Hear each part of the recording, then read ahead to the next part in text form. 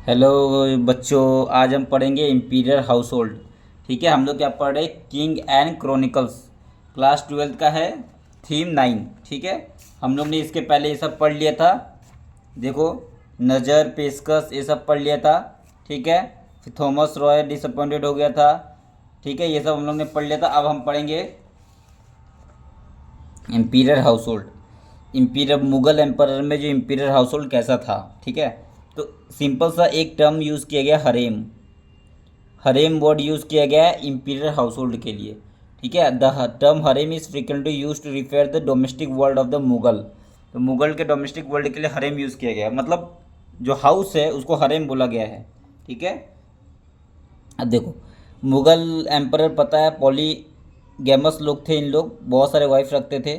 ठीक है, सो हम लोग को देखना है कि मुगल एम्परर जैसे हरेम में कौन कौन आएगा। तो हरेम में कौन कौन आएगा, तो हरेम में मदर आएगी, उसकी स्टेप एंड फॉस्टर मदर्स आएगी, सिस्टर्स आएगा, daughter in law, aunty, children, सब आएंगे हरेम के अंदर। ठीक है, एंड फीमेल सर्वेंट, स्लेव, ये सब भी आएगा हरेम के अंदर। ठीक है, और पॉलीगेमी प्रैक्टिस होता था। ठीक है, फिर both the Rajput clan as well as the Mughal married was very cemented political relationship. Matrimonial alliance करता था अकबर। ठीक है, अब हम लोग को देखना है, सिंपल सी बात है, यहाँ से देखना हम लोग को। तो मुगल हाउस होल्ड में रॉयल फैमिलीज होती थी, जिसको हम लोग, जो रॉयल्स फैमिली, जो वाइफ होती थी रॉयल्स फैमिली की, जैसे अकबर की वाइफ को क्या बोलते थे, बेगम। और जो अदर्स वाइफ होती थी, जो मेन वाइफ है उसको बेगम, जो अदर्स वाइफ है उसको बोलते थे अगास। ठीक है, जो मेन वाइफ है वो बेगम। ठीक है, और जो अदर वाइफ है वो उसको क्या बोलते थे, अगास। ठीक है, who were not of noble birth, जो नोबल बर्थ नहीं होता था उस वाइफ का। ठीक है, उसको बोलते थे अगास। और जो नोबल बर्थ होता था उसको बोलते थे बेगम। जैसे नूरजहां, वो बेगम थी शाहजहां की। ठीक है, और वैसे ही उस और भी अदर वाइफ होगी तो उसको अगास बोलते हैं। ठीक है, आकाश बोलते हैं। तो the begum married after receiving huge amount of cash and valuable as a dowry. तो बेगम से शादी कैसे होता था, जब बहुत डाउरी लेके शादी होता था। और डाउरी क्या बोलते हैं, महर। Naturally receive a high status and greater attention from the husband then did aghas. ठीक है, अगास से ज़्यादा केयर, ज़्यादा अटेंशन मिलता था बेगम्स को। अब एक और है, द कॉन्कुबाइंस। तो कॉन्कुबाइंस कौन है, वो अगाचा है, मतलब लेजर अगास। जो अगास है, अदर वाइफ है ना, उससे कम स्टेटस वाले लोग हैं अगाचा, जिसको कॉन्कुबाइंस बोलते हैं, aghacha. Occupy the lowest position hierarchy of the female intimately related to the royalty. ये भी हरेम में रहता था, ये भी हरेम में रहती थी, लेकिन इसका स्टेटस अगाचा से भी नीचे था, उसको बोलते हैं कॉन्कुबाइंस। तो तीन टाइप की वाइफ रखते थे मुगल एम्परर। पहला बेगम, उसके नीचे अगास, उसके नीचे कॉन्कुबाइन, जिसको अगाचा बोलते हैं। ठीक है, उसके बाद the agha and aghacha would rise to the position of a begum. ठीक है, अगा या अगाचा वो बेगम के पोजीशन में राइज हो सकते थे, depending on the husband will.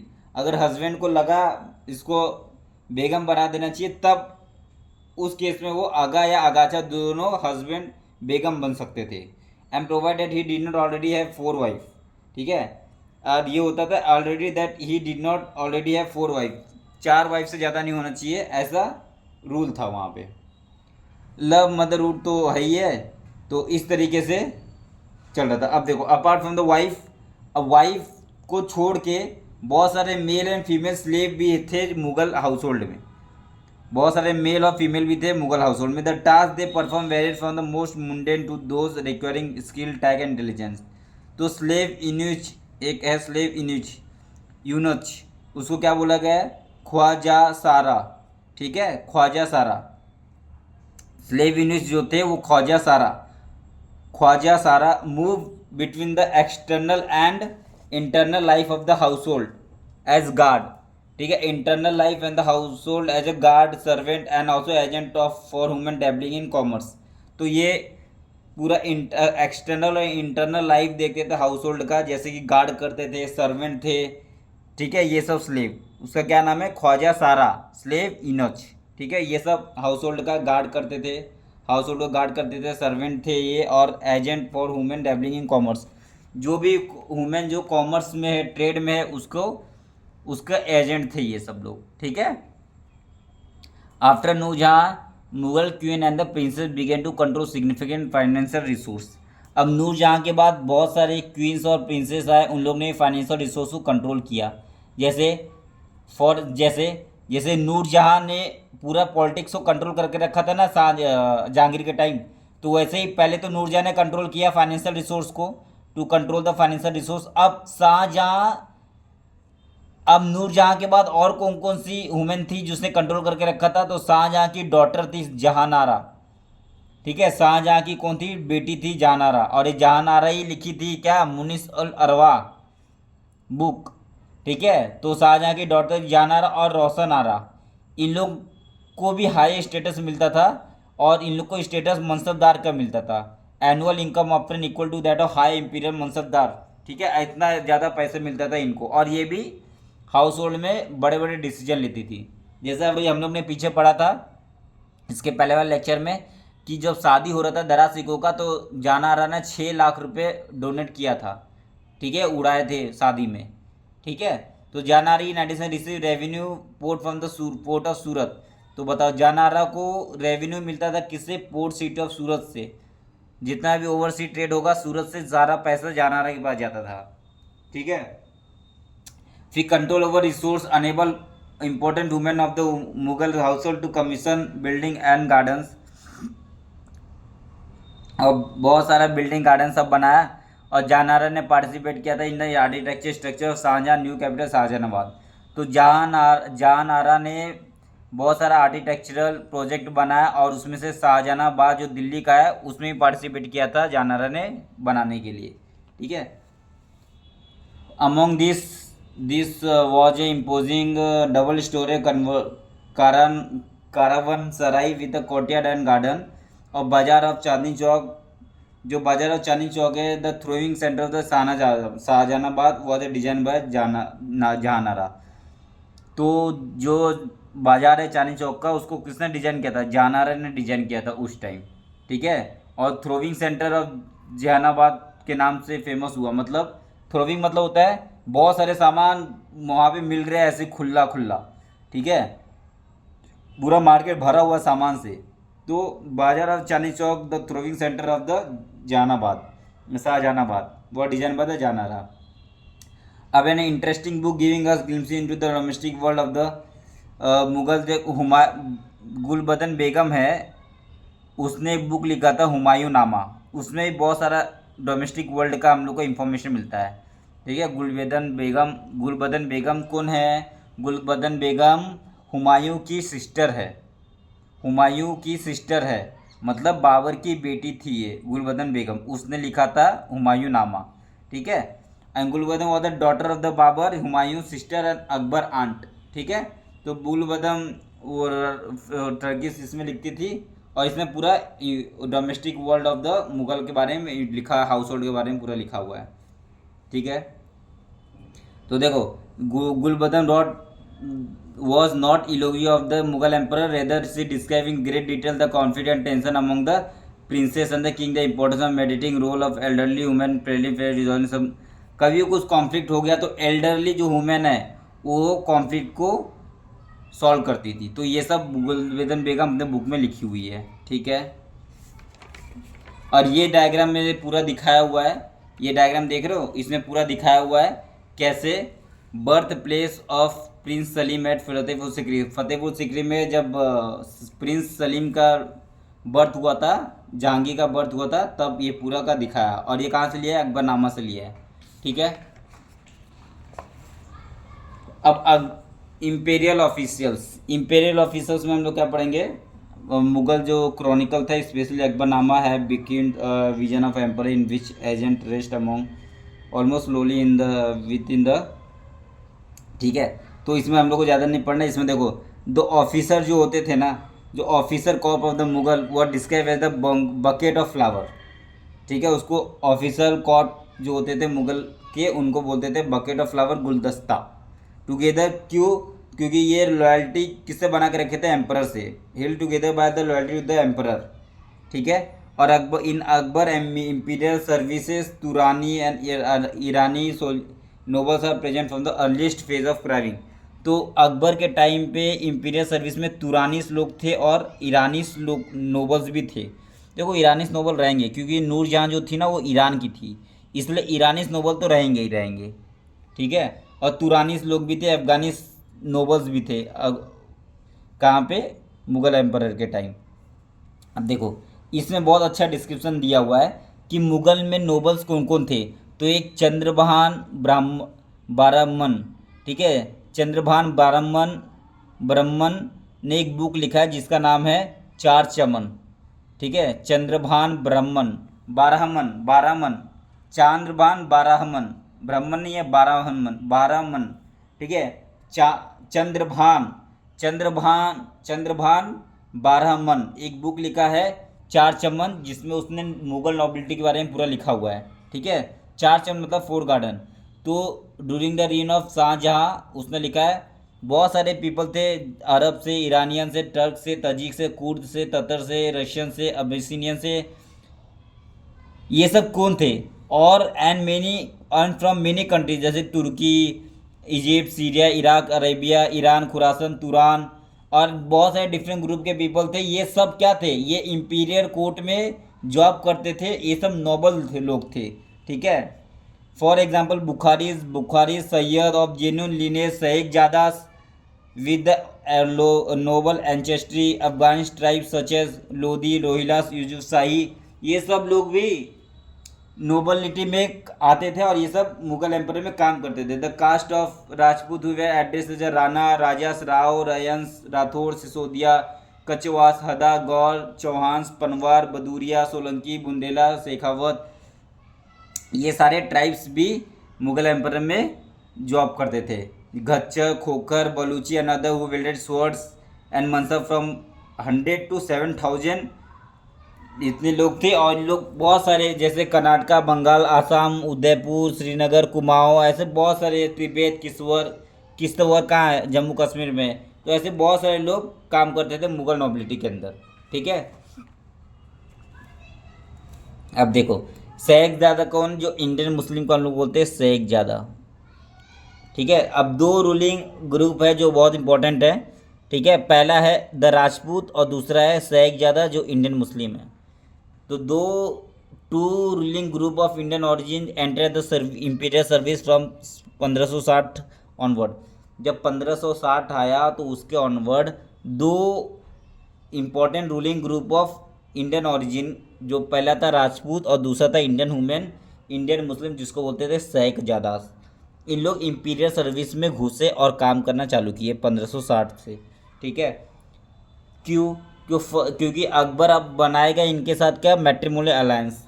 तो the first to join was the Rajput chiefs Raja Bharmal Kachhwaha of Amber, क्योंकि जो राजा भरमल कछवा ऑफ अंबर था उसकी डॉटर से अकबर ने शादी किया था, इसलिए ये राजा ऑफ भरमल कछवा को, जो अंबर का राजा था, इसको मनसबदार बनाया गया, ठीक है। Member of Hindu caste incline toward the education and accountancy from accountancy were also promoted. A famous exam जो अकबर का फाइनेंस मिनिस्टर था कौन था? राजा तोडरमल, ठीक है, जो कि खद्री कास्ट से था। तो ये कास्ट वाले लोग भी मुगल नोबिलिटी के अंदर है, ठीक है। तो इसलिए चंद्र ब्राह्मण ने अपने चार चमन में सब लिखा गया है। Iranian gain high official under the Jahangir के टाइम ईरानियन बहुत हाई ऑफिशियल गेन किया ऑफिस। क्यों? क्योंकि नूरजहाँ ईरानियन थी, ठीक है। Political influence queen Nurjahan was an Iranian. तो Aurangzeb appointed Rajput to high position, और औरंगजेब राजपूत को हाई पोजीशन देता था, ठीक है। और जिसके कारण उसने मराठा को सप्रेस करने में हेल्प किया। कौन? राजपूत लोग, ठीक है। और holders of the government office held rank mansab comprising two numerical designation jet which was an indicator of the position in the imperial hierarchy and the salary of the official mansabdar and the sword which indicate the number of horsemen was required to maintain in service। देखो मनसबदार में दो rank मिलता था, हम लोग को पता है। एक तो जाट रैंक मिलता था, एक सवार रैंक मिलता था। एक जाट रैंक मिलता था और दूसरा सवार रैंक मिलता था, ठीक है। सवार रैंक जाट रैंक क्या होता था, वो मुगल एम्परर के एम्पीरियर में, मुगल एम्पीरियर में कौन से हायरार्की में आता है, हायरार्की मतलब कौन से रैंक में आता है। तो जाट क्या बताता है, रैंक बताता है, उसका ऑफिस का रैंक क्या है। ठीक है, जैसे ये प्राइम मिनिस्टर, प्रेसिडेंट सबसे ऊपर है, उसके नीचे प्राइम मिनिस्टर है, उसके नीचे यूनियन मिनिस्टर है, ऐसे करके रैंक है ना। तो ऐसे करके जाट बताता है कि इंपीरियर सर्विस में वो ऑफिसर का रैंक कहाँ पे है। ठीक है, और सवाल क्या है, वो सवाल ये बताता है कि उसके पास कितने हॉर्स मैन हैं, घुड़सवार कितने हैं वो मनसबदार के पास। ठीक है, he was required to maintain the service in the 17th century, mansabdar of 1000 zat और above rank as a noble. ठीक है, 17th सेंचुरी में बोला गया कि जिसके पास 1000 जाट है, मतलब 1000 रैंक है, 1000 जेट्स है, तो उसको रैंक मिलेगा, नोबल का रैंक मिलेगा, उसको बोलेंगे उमारा। ठीक है, तो उसको नोबल का रैंक मिलेगा, उसको उमारा बोलेंगे, which is a plural of amir, अमीर का प्लूरल है उमार। ठीक है, तो अब देखो, अकबर ने अपने टाइम पे जैसे डाक सिस्टम को भी लाया था। डाक सिस्टम क्या है, हॉर्स का ब्रांडिंग करना, उसको बोलते हैं डाक सिस्टम। और चेहरा भी लाया। चेहरा क्या है, अच्छे अच्छे सोल्जर को अपॉइंट करना अपनी इंपीरियल सर्विस में। तो दाग और चेहरा दोनों अकबर ने लाया था। ठीक है, लेकिन ये पहले भी अलाउद्दीन खिलजी भी लाया गया था, इसलिए ये कोई नोबल स्टेप नहीं था। नोबल स्टेप क्या था, मनसबदार सिस्टम, जो फर्स्ट टाइम आया था हिस्ट्री में। ठीक है, उसका a person willing to join the service petition through the noble who presented a तजवीज़ टू द एम्परर। अगर कोई भी पर्सन को अगर ज्वाइंट होना है, ठीक है, इंपीरियल सर्विस में, तो वो पेटिशन देता था किसको, एम्परर को, किसके थ्रू, नोबल के थ्रू। ठीक है, और वो पेटिशन को क्या बोला था जाता था, तजवीफ़। तो तजवीफ़ क्या होता था, petition presented by nobleman to the emperor recommending that the applicant be recruited as a mansabdar. ठीक है, तो कोई भी पर्सन है, अगर उसको एज अ मनसबदार बनना है तो पेटिशन देगा, जिसको बोलते थे तजवीफ़। और पेटिशन कौन प्रेजेंट करता था एम्परर को, नोबल मैन प्रेजेंट करता था। और अगर एम्परर उसको एक्सेप्ट कर लिया तो वो जो पर्सन है उसको मनसबदार बना दिया जाएगा। तो person wishing to join the service petition through the noble who presented a tajwiz to the emperor if the applicant was found suitable a mansab was granted to him the Mir Bakhshi. अब मीर बख्शी कौन था, ये मीर बख्शी कौन थे, इन लोग मिलिट्री सर्विस को, पूरा मिलिट्री सर्विस को यही देखते थे। ठीक है, यही बोलते थे एम्परर को कि ये मनसबदार है, इनको अपॉइंट करो, ये हमारे मिलिट्री सर्विस में आ सकते हैं। तो द मीर बख्शी पे master general would stood in an open court on the right of the emperor and presented all the candidate for appointment or promotion। तो जितने भी कैंडिडेट को अपॉइंटमेंट करना है, उसको प्रमोशन करना है, तो उसको मीर बख्शी करता था, एक ओपन फील्ड में सबको खड़ा कर देता था, और एम्पर के राइट साइड में खड़ा होकर एम्पर को बोलता था ये है, इसको आप हायर पोजीशन पर डालो, इसको आप रिक्रूट करो, इससे हमारी सेना में मिलिट्री ज़्यादा स्ट्रांग होगा।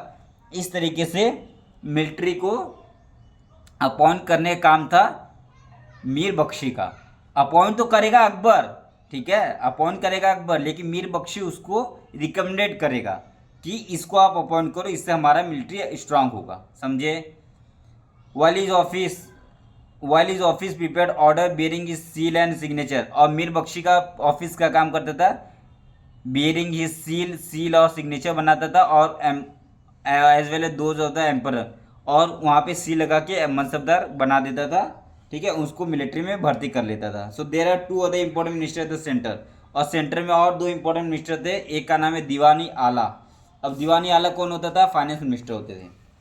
ठीक है, दीवानी आला कौन होता था, फाइनेंस मिनिस्टर होते थे। और एक सदर उल सदूर, ये कौन होता था, मिनिस्ट्री ऑफ ग्रांट और मदद ई मॉश का मिनिस्टर होता था ये सदर उल सदूर। ठीक है, मदद ई मॉश मतलब क्या होता है, फेमाइन में कभी दिक्कत आ गया तो उसको मदद करेगा पैसे दे के। ठीक है, इसलिए मिनिस्ट्री ऑफ ग्रांट है ये सदर उस सुदूर। And in charge of appointed local जज और काजीज। ठीक है, और लोकल जज और काजीज को भी अपॉइंट करने के लिए इंचार्ज होते थे। तो थ्री मिनिस्टर जो इम्पोर्टेंट मिनिस्टर थे वो एडवाइस करते थे but were independent of each other, और तीनों एक दूसरे से इंडिपेंडेंट थे और एडवाइस करते थे किंग को। तो अकबर विद दिस एडवाइस करते थे ये। अब देखो, the noble station at the court tainat i rakab were reserve force to be deputed to the provinces of the military campaign. अब जो नोबल थे उन लोग स्टेशन होते थे एट द कोर्ट ऑफ तैनात ई रकब, ठीक है, एक कोर्ट था तैनात ई रकब, वहाँ पे वो स्टेशन रहते थे। And were reserve force to be deputed to the provinces of military campaign, they were duty bound to appear twice daily, और हर दिन मॉर्निंग इवनिंग में उन लोग को आना पड़ता था और पब्लिक ऑडियंस हॉल में, ठीक है।